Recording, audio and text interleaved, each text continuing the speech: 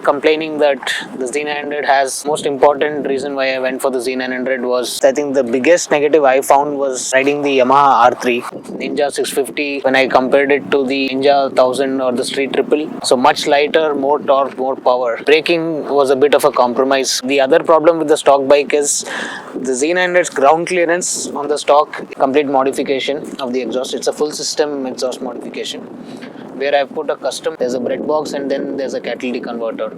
After 6000 it was completely worn out, extremely bad visibility in the long range. The next modification I did was, so this is the headlamps. So now this is with the radiator guard. Then I've added a Zana crash guard. If you're doing beyond 350 kilometer tour, it starts getting extremely uncomfortable. A gel cushion underneath the seat. Removed my entire mid pipe. I have a custom mid pipe and I've removed the bread box. This is like a full system now. So I have gone with the Powertronic ECU from Race Dynamics. The engine does not has a long life because of the adjustments that I did. So my Powertronic cost me about this entire exhaust system, the mid pipe and the end can came up to about, this is an original PRG windscreen and I think this is not the standard one, this is a pretty long windscreen. Touring tires, suspension adjustment by yourself unless you have a lot of experience. Do you regret your purchase? So you wanna introduce yourself? Yeah. Hi, I'm Aditya, owner of a Z900 2017 make, 2017 December. And I've done about 20.8k kilometers on the odometer. Okay. So can I know why did you decide to buy this bike? So do you have any other options or you have only this option? Yeah, so previous to the Z900 I was riding the Yamaha R3. So I was basically planning on upgrading to a middleweight superbike. Mainly for the purpose of I wanted a bit of flexibility and versatility in the usage where I could use it a bit in the city as well as highway for short riding and little bit of long riding. So I wanted all of these benefits in the right kind of bike. So the other bikes I was evaluating was the Ninja 650, the Ninja 1000 and I also had a look at the Triumph Street Triple. Now, the main reason I think, the most important reason why I went for the Z900 was the price point was much better than all of the rest. And in terms of the riding usage, when I compared it to the Ninja 1000 or the Street Triple, now the Ninja 1000 was a sports tourer, good for touring, but then not great for riding in the city. Similarly with the Street Triple, it was good for the track, good for highway, but the main problem was the price was too expensive for me. So I felt that the overall package of Z900 in terms of how flexible the bike is, where you can use it, the riding comfort and the power, the performance, all of that, a very good package for about close to, when I bought it, it was about 9.8, now it's about 10. I think the Ninja 1000 was about 12.7, 12.8. The Street Triple obviously was much more, it was close to 14. Yeah. So let's talk about the negatives, like no bike is perfect. So did you feel that there are any imperfections in this bike and something which can be improved? Yeah, so there are a few negatives. I think, let me start with, I think the biggest negative I found was, I think a lot of people said that, I think people who are used to a lot of electronics on the bike, and today's, most of these superbikes come with a good amount of electronics, anything above 10 lakhs. So I think people were complaining that the Z900 has the only electronic it has is ABS. So there's no riding modes, no traction control, no wheelie control or any of all of that. But for me, the lack of electronics was not the major negative, because I think the whole thing with electronics is it depends on how experienced a rider you are, how well you can handle the bike. And for me, I found that riding and handling the Z900 was very, very simple, very easy. You don't have to think. A very forgiving bike. You can ride it the way you want. But again, the biggest negative I felt was the braking. The braking was not powerful, did not have enough bite for the kind of power this bike churns out. And more than the power, I think it's the torque delivery is very sharp on the Z900. The torque delivery starts from a very low end range of the RPM all the way from close to 2000 RPM, and the torque is consistent throughout the rev range. So for that kind of torque, and it's also the Z900, by the way, is about 22 kilos lighter than the Z800. So much lighter, more torque, more power. But I didn't find the braking. The braking was a bit of a compromise compared to the Z800. So that was a negative. Second negative I felt was definitely not the bike to carry a pillion. If you have the intention of being able to take a pillion for a long ride or a highway ride, this bike actually is better off without a pillion seat. The pillion seat is mainly only for you if you want to carry a pillion inside the city for a very short distance, or maybe if you want to use it for keeping your luggage or your rear top box. So you try to tie the bungees and all that? Yes. So Did in fact, stay? no. So what I realized is that even with the combination of a luggage bag and bungee cords, it is not very, very firm and stable. It's mainly because I think of the seat's angle and mainly the seat being extremely narrow. So I think compared to almost any other bike you would see, even the Z800 or the Street Triple, the rear seat is a bit more wider, but the Z900 seat is extremely narrow. So what happened was I tried tying my luggage bag through bungee cords and going on a ride once. While hard braking, I felt the bag was slipping forward and pushing me forward. So I think the only arrangement that works best in terms of luggage, if you really plan on using the Z900 for multi-day touring, is I think if you go for side panniers, it's better if you go for side panniers or a rear top box. So I think that I have not yet fitted, but I've seen a couple of people with that. I think that is the only thing that can go with the Z900. So that's the second disadvantage. I think In terms of stock, like whatever the bike has come with Yeah. stock accessories, with- is everything perfect? Because Yeah. I see a lot of aftermarket stuff on your bike. I think the rest of the negatives are actually related to the stock bike. The other problem with the stock bike is the Z900's ground clearance on the stock is extremely bad. Now this here, what I have done is a complete modification of the exhaust. It's a full system exhaust modification where I have put a custom mid pipe. So it's a custom fabricated mid pipe where I have removed. So there's a bread box that the Z900 gets. There's a bread box and then there's a catalytic converter. So the bread box basically reduces the ground clearance to a large extent. In fact, whenever you hit our regular normal speed breakers in any of the highways, guaranteed that it scrapes the speed breakers. So that was always a problem, ground clearance. And one of the reasons, in fact, why I changed my exhaust was to get better ground clearance. So on the stock, the ground clearance was a problem. Stock tires also, I was not very happy. What is the stock? I think the stock came with Dunlop Sport Max, or I don't remember the model. I think it was good until about 6,000, 7,000 kilometers. But I think after 6,000 it was completely worn out, extremely bad, above speeds of 130. And so the tires were not very great. How about the headlight? Yes. So unfortunately the headlights also in stock. The thing is, as the bike is meant for a lot of street use, city use, so the headlamps are actually very perfect if you want to use it in the city for night riding, but definitely not the kind of headlamps for night rides or early morning rides on the highway. Extremely bad visibility in the long range when you put on the high beam. I think it's the main problem is the positioning of the headlamp bulb is completely awkward on the Z900. So the headlight visibility was also very bad, and that's why the next modification I did was I have not, and the headlamps also are halogen headlamps. So I've retained my halogen headlamps, but what I've done is I've added the um, Baha Sport headlamps.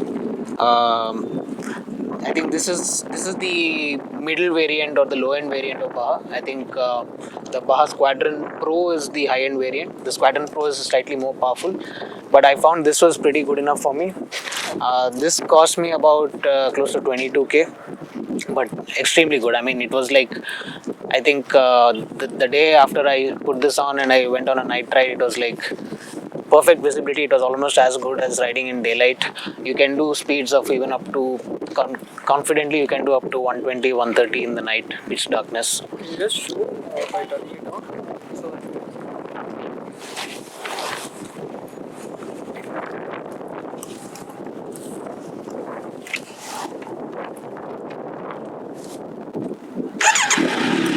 So this is the headlamps.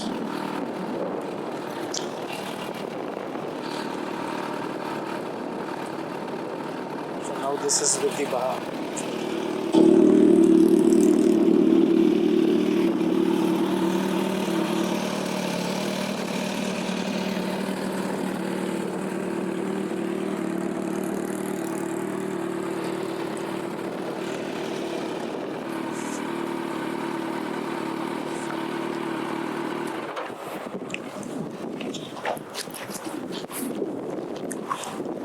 Also, the other add-ons, I think, apart from the Baha aux headlamps, my exhaust modification, I've added. So the Z900 doesn't, unlike most adventure tourers, does not come with a belly guard or a radiator guard.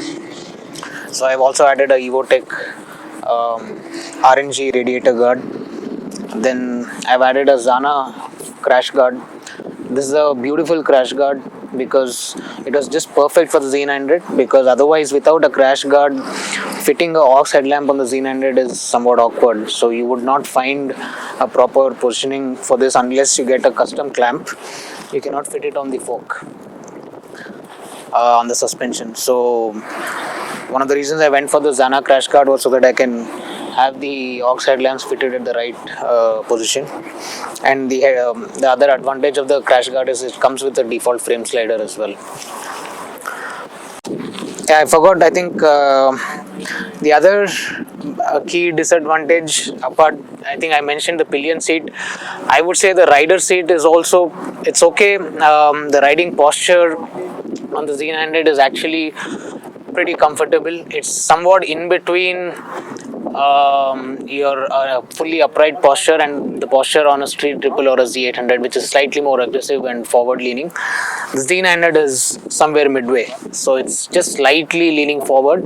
The foot pegs are just at the right position for you to have a pretty decent cruising, comfortable, cruising at 110, 120 upright position and comfortably on the highway. Or the foot pegs, you can always lean forward and ride aggressively as well. So it gives a bit of flexibility, and I think I found the foot pegs were decent enough position for light cornering, not very heavy cornering. So it's not very front laid, it's kind of rear set. It's more meant for highway and comfortable touring. But I think the posture, while it is pretty good, the problem again was the riding seat. The stock riding seat is also pretty bad on the Z900. It's very hard. So if you're doing beyond 300, 350 kilometer tour, it starts getting extremely uncomfortable. So the recommendation from me is that better if your main usage is for more long rides, highway ride, multi-day touring, go for a ride-on air pack for the seat. Or what I have done is I've actually fitted a entire gel cushion underneath the seat. So where did you do it exactly? Like it's So there's a Delhi? famous place. It's been there for a very long time in Bangalore called Rao Seat Covers. So he did a pretty good job. How much did he charge? So I think when they do the gel cushion fitting, they'll have to change the seat cover as well. So the seat cover also is a different one. It's not the stock. So for both rear and the riding seat, I think cost me about 2.5k. 2.5k. Yeah. And you have changed a lot of stuff, right? Did it void your warranty, bike's warranty? Yeah, I think it's the the thing is, if you look at the warranty, it says that change or replacement of any stock part in the vehicle nulls and voids the warranty. I think this is a standard clause of a warranty on any bike, whether it's a Triumph or a BMW or any bike. So did this, you wait until 1 year? yeah. So since I bought, so this is a 2017 December make. I bought it exactly 1 year later, November 2018. So I think the warranty was also 1 year. The default warranty did not have an extended warranty. Default warranty is 1 year. So and the other thing for me is that I have had some experience with the Yamaha and Japanese bikes. So my understanding was that the warranty typically covers electronics or mainly the engine. So I know that this one, the Z900, barely has any electronics, and usually you'll never find a problem with the engine on the on any Kawasaki.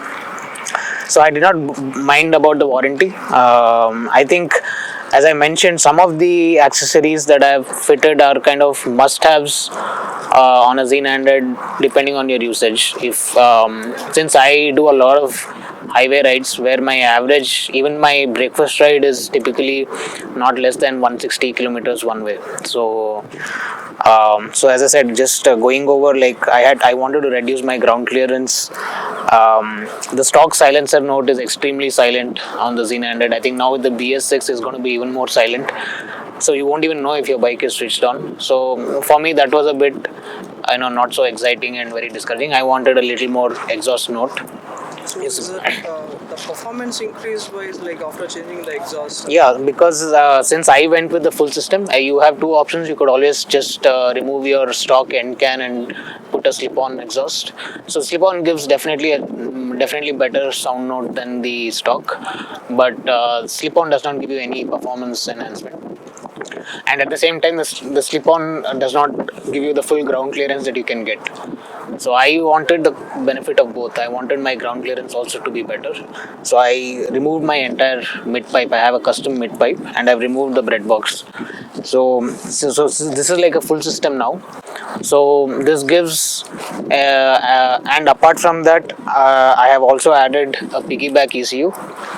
So I have gone with the Powertronic ECU from Race Dynamics. So typically why I did that was I spoke to a lot of people. They told me that when you change your exhaust system into a full system, there's a lot of change that happens in the airflow from the exhaust, and hence you'll have to do a bit of recalibration in the fuel mixture, and for that you typically need a piggyback ECU. And that's the reason why I did not go for a piggyback ECU mainly for power enhancement. I went for it mainly to ensure that the engine does not has a long life because of the adjustments that I did. And since then it has been great. Like the Powertronic has obviously given a power amplification of about close to 6 to 7%. Number wise, it might not seem much, but it's the torque and power delivery is far more sharper. It's so the typical Z pickup acceleration is extremely linear, very smooth and linear. But with the Powertronic, it becomes far more sharper.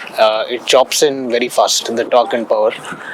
So that's the other upgrade that I did. It was done by authorized service? Yes, by Race Dynamics itself. They have a workshop.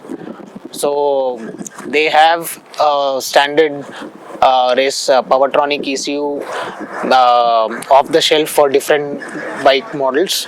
So they had one for Z900, but depending on your bike, sometimes they might have to do some custom tuning. So for mine, they had to do some bit of custom tuning. So they also do the tuning for you on the dynamo. So would you like to share the prices which you have invested on all these Yeah. extra accessories? So my Powertronic cost me about 45k. My this entire exhaust system, the mid pipe and the end can came up to about 47k.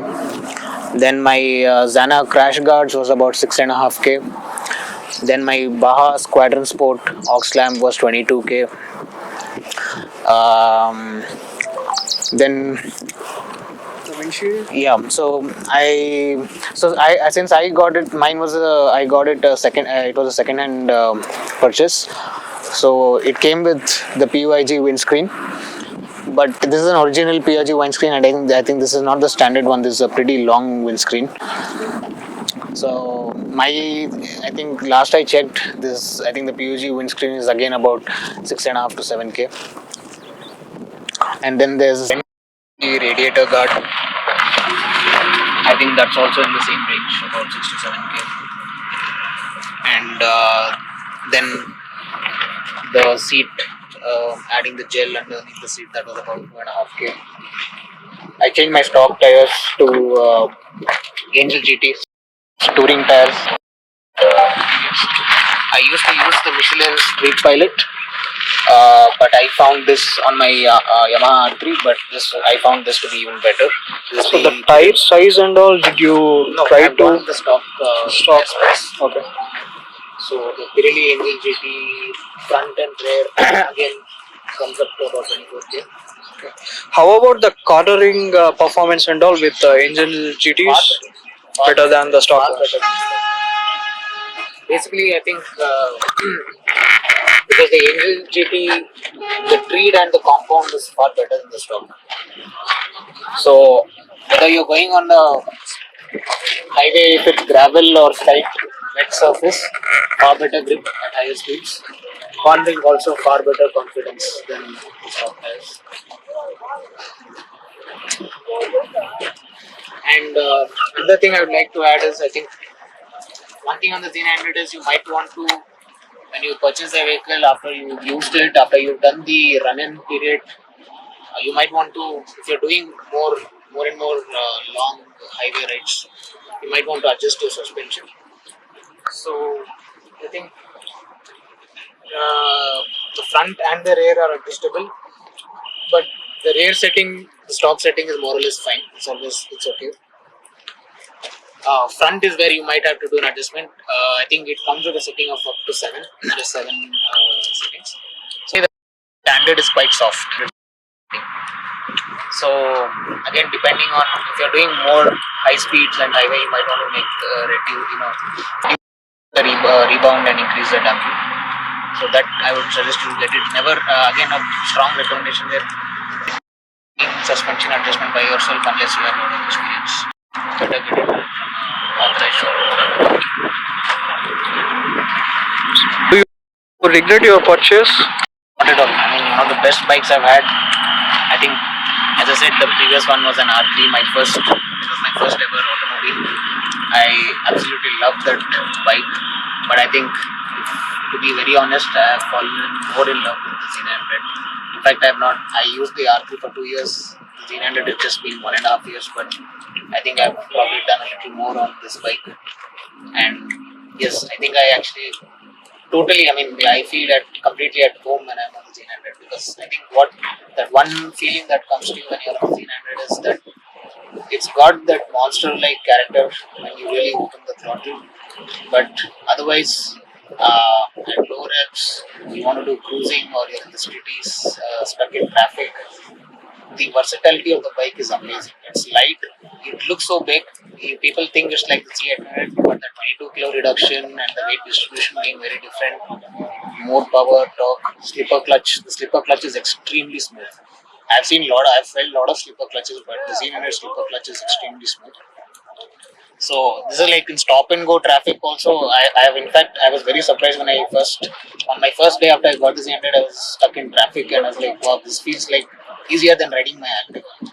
So the clutch is that light, and the other best thing why it felt so versatile to use even in a city like Bangalore was heat dissipation is extremely good. In fact, I was very surprised my R3 being just a 300cc bike. I used to feel the heat a lot more on my calf muscles. This one, not till date, I have never known whether, even when I've been stuck in traffic, not a little bit of like I never know if the engine is overheating because there's no heat that hits your legs. The heat dissipation is extremely good. So yeah, so all in all, I think I love this bike just sheerly because of how versatile the bike is, and I've done even off-roading with this. I've done pretty hardcore off-roading. I did a ride to Penconda Fort. That the ride up the last 4-5 kilometers is complete mud and rocky and mud up the hill. So that's like actually a proper Triumph Tiger kind of terrain. And I did that on Z900, and I was like extremely surprised that I was still able to go uphill on that kind of rocky terrain with quite a bit of ease. And that, in fact, I rode the Z800 and a few heavier bikes, the Ninja 1000. Ninja 1000 lower ground clearance, it's a sport tourer, you're leaning forward, the posture clearance, all of that doesn't allow you to do that kind of terrain. This, because a lot of things combine to give you a lot of flexibility irrespective of terrain. So I've done that, I've done high speeds, I've done up to 220 on this. Then I've rode in the rain, I've done night riding. I don't think there's nothing I've done on this bike, and I've been able to handle all of it with a lot of confidence, a lot of comfort. How about the maintenance? Maintenance also has been far better than I expected. Since I did a direct upgrade from a 300 to a 950cc, I was like, okay, my maintenance might like double or more than double. But I think it's not even double the amount I spent on my R3. So is it because you prefer doing the service outside, or what exactly is No, the in reason? fact, I think whether you do it outside through a specialized mechanic or a showroom, today a good outside mechanic also charges you the same labor charge, very close to the same labor charge. So I don't even mind paying the same labor charge I would pay the showroom. But to be honest, I have not had a very good experience with the Kawasaki fresh such as it. So it's not that the labor charge is much cheaper, but the reliability and durability. So would you surprised I've done 21K. Apart from the things that I told you, I've replaced. There's nothing else. I've not replaced. Yes, I have brake pads. You would have to replace. I think I missed out that. The stock brake pads will not come beyond 8K, 8 to 10K, unless you're a rider who doesn't even go beyond 110. So their maximum life is up to 8 to 10K. So you will have to change it up. So brake pad, I have gone with EBC brake pads now. So apart from the brake pad, change my change sprockets. I have not touched my clutch. I have not touched my suspension. I have not touched anything else. And this is in spite of the fact that the bike has had a couple of falls, light falls, not while riding but while in standstill. My bike was unfortunately towed by in the city also for no parking. So in spite of all of that, no damage. So extremely.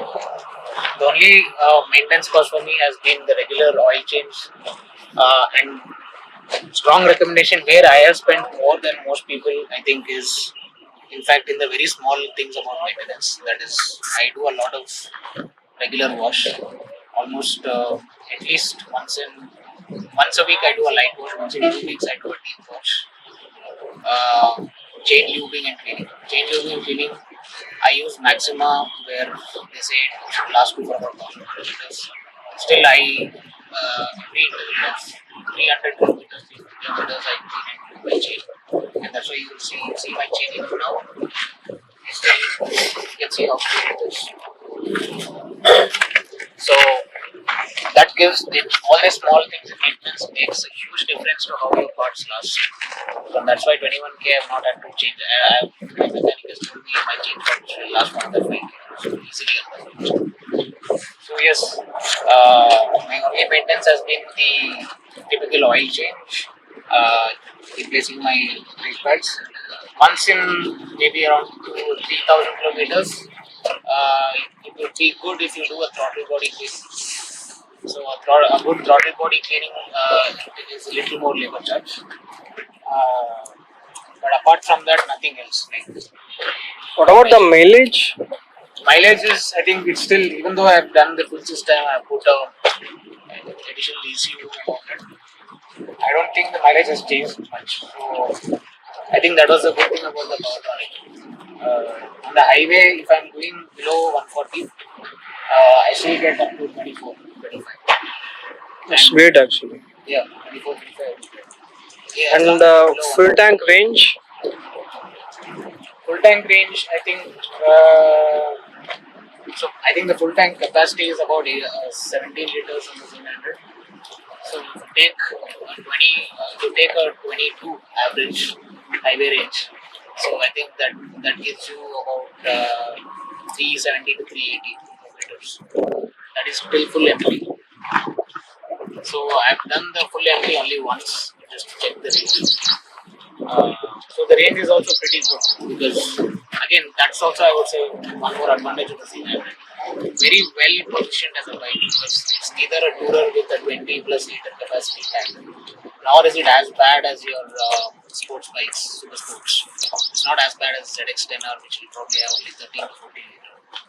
So it's a little more than a super sport, offering you the power and performance of a super sport with some capability of touring with a large enough tank and range.